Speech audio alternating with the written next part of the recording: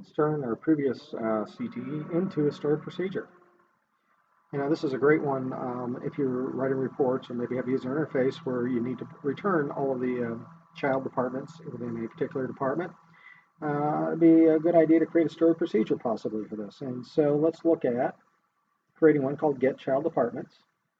We pass in department ID, which is the department of the parent.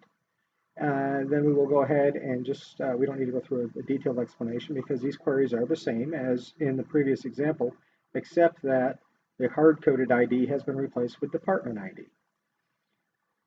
So let's go ahead and we'll execute this to put it in the database, and we can see that the query executed successfully.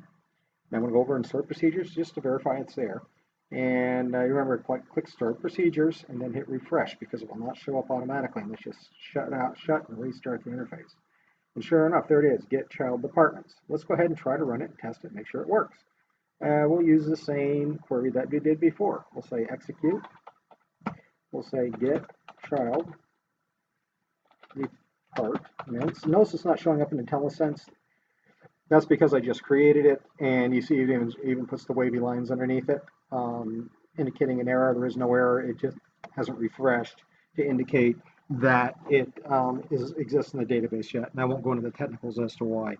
And so we're going to seed it with Department 1, which is the one we used from the last example, which is food shelf. I'm going to go ahead and execute it. And sure enough, here we go. We've got the parent department is called food shelf, and the child departments for that parent are inventory, intake, and customer relations.